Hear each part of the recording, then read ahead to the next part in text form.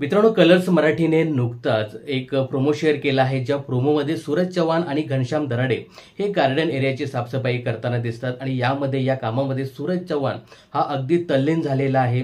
Garden एरियाची साफसफाई करत असताना जी काही माती आहे ना, ती माती तो भरताना दिसतोय। इथे अंकिता वालावलकर ही सूरजबद्दल बोलताना दिसते की सूरजसाठी मला खूप वाईट वाटतं। तर इथे समोरच पॅडी दादा बसलेला असतो, तोही सांगतो की मला सूरजबद्दल खूप वाईट वाटतं। कदाचित सूरज बाहेरच्या जगामध्ये म्हणजे बिग बॉसच्या बाहेरच्या जगामध्ये तो हेच काम करत असावा। आणि यानंतर पॅडी दादा असे म्हणतो की काल सूरज माझ्याकडे आला होता आणि तो सांगत होता की दादा मला खूप वाईट वाटतं, कारण तू खाली झोपतोस आणि मी वरती झोपतो। आता यावर अंकिता बोलताना दिसते की सूरजला बिग बॉसच्या घरातला गेम कळाला नाही, परंतु त्याला माणसं चांगलीच कळाली। अंकिता ताई, हे तुझं वाक्य ना अगदी 100% खरं आहे। सूरजला बिग बॉसच्या घरातला गेम कळाला नसेल, परंतु तो माणूस म्हणून ना एकदम सच्चा आहे। बिग बॉसच्या घरातील इतर सदस्यांप्रमाणे बिग बॉसच्या घरात टिकून राहण्यासाठी तो वेगळ्या भाषेचा कधीच वापर करत नाही, तो कधी लफडी करत नाही, कधी भांडणं करत नाही।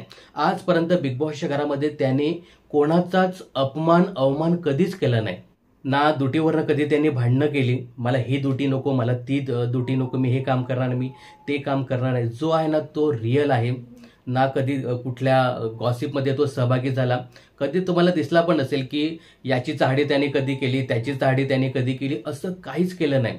म्हणजे बिग बॉसच्या घरामध्ये टिकून राहण्यासाठी लोक कितीतरी वेळा खोट्याचा सहारा घेतात, खोट्याचा आधार घेतात, परंतु सूरज असा कधीच करताना दिसला नाही।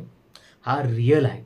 मी काल एक व्हिडिओ बनवला होता, ज्यामध्ये मी सांगितलं होतं की मी बिग बॉस मराठीचे 4 सीझन आणि हिंदीचा 1 सीझन पाहिला। या 4-5 सीझनमध्ये मला असा कुठलाच कंटेस्टंट दिसला नाही की तो नॉमिनेट झाल्यानंतर लोक त्याला वोटिंग करण्यासाठी, त्याला सपोर्ट करण्यासाठी अक्षरशः लाईन लावतात।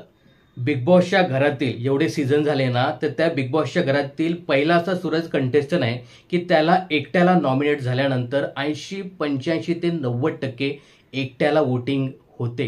ती का होते रे?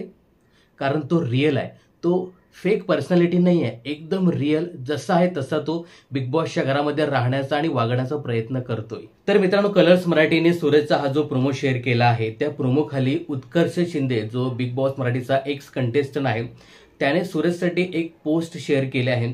खरं तर उत्कर्ष आहे ना, हा सूरजला अगदी डे 1 पासून सपोर्ट करतोय आणि आताही तो सपोर्ट करताना दिसतोय। तर त्याने कमेंट्समध्ये काय म्हटले बघा, ही ड्युटी नको, ती ड्युटी नको, तो कधीही बोलला नाही।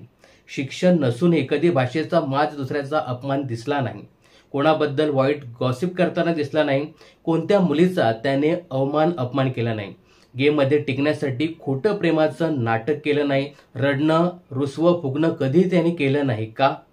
एकटा राहतो, एकटा खेळतो, एकटा भिडतो, नडतो आणि एकटाच पुढे असणार आणि दिसणार। सपोर्ट सूरज चव्हाण। तर हे उत्कर्ष शिंदेने त्याच्यासाठी कमेंट्स केले आहे।